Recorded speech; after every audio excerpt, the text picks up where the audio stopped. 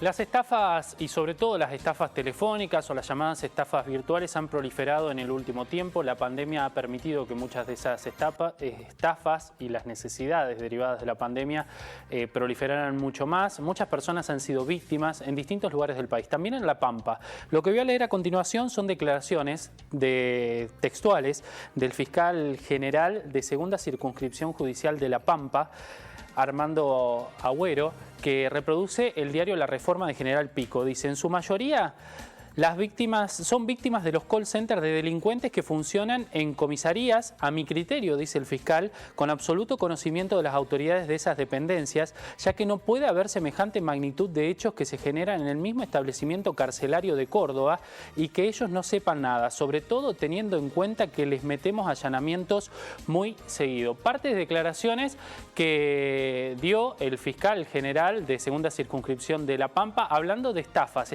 que por ejemplo, en el caso de La Pampa, en el último año han representado unos 20 millones de pesos de perjuicios para distintos vecinos de esa provincia. Estamos en contacto con el fiscal general de General Pico. ¿Qué tal, fiscal? Muy buen mediodía. Gracias por este tiempo con nosotros, con Telediario. Gracias, un gusto escucharlo. Bueno, cuéntenos qué está pasando con las estafas y por qué usted lo atribuye directamente a connivencias con la policía, con el servicio penitenciario. Las estafas, a partir desde el aislamiento por el COVID en marzo del 2020 en adelante, se han convertido en uno de los delitos de mayor crecimiento, ¿no? El alto control policial en la calle, por el quédate en casa, por los controles de los permisos, por los cerramientos de las provincias. La provincia de La Pampa, por ejemplo, tuvo un cierre en todos sus límites, provocó que los delincuentes dejaran de andar en la calle, y entonces disminuyó el delito de robo y otros tantos delitos, pero obviamente se dan maña para seguir delinquiendo, ¿no?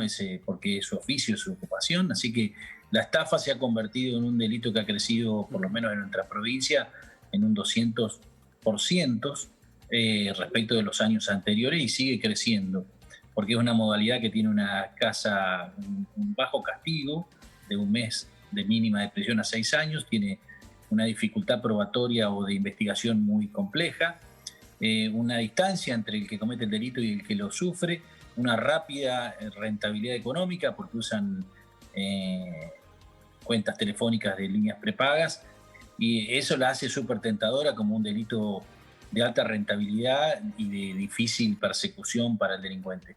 Y nosotros lo que hemos observado en su gran mayoría, que todas las estafas provienen de dos sistemas o dos establecimientos carcelarios de provincia de Córdoba en su mayoría, a las cuales le hemos hecho allanamientos, y en algunas intervenciones telefónicas se advierte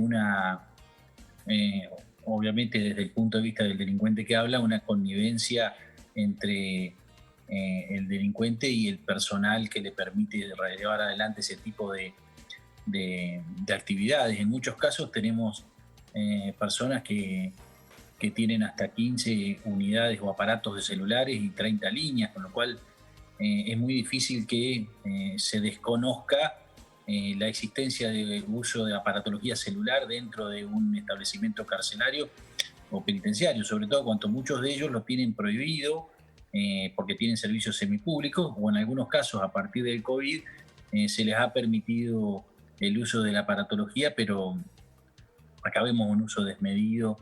Y siempre, o repetimos siempre, la misma zona de la cual estamos recibiendo las comunicaciones de la estafa telefónica, y esto pasa a diario. ¿Qué dos unidades penitenciarias han sido identificadas aquí en la provincia de Córdoba?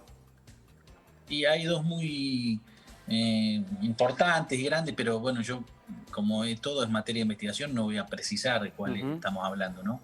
Ni tampoco las investigaciones a las que le hago referencia, pero digamos, no es desconocido, por lo menos para acá en la provincia de La Pampa somos dos los fiscales generales que atendemos estas cuestiones, y los dos compartimos la misma metodología y la misma preocupación respecto de la gran mayoría de dónde vienen este tipo de estafas. Después claramente hay otras de Ciudad de Buenos Aires, ¿no? Pero en su mayoría, ya te digo, son todas de la provincia de Córdoba.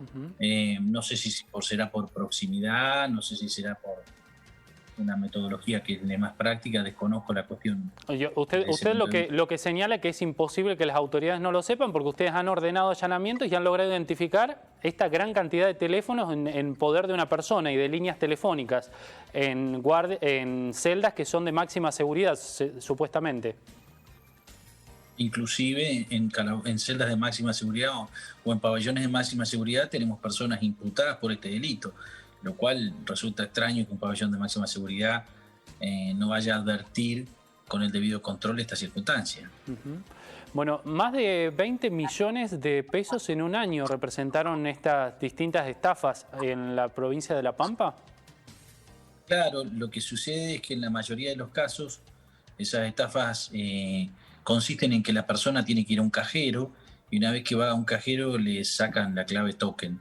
Y cuando obtienen la clave token le retiran el dinero que tiene en su caja de ahorro, a su vez generan un crédito online y se transfieren ese monto de dinero.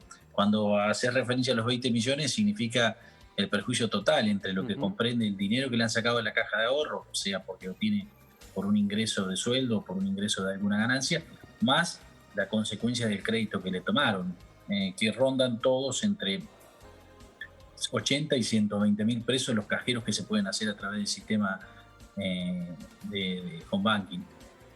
Así que eso es más o menos lo que ha significado el año 2020, la repercusión que ha tenido en la provincia, ¿no?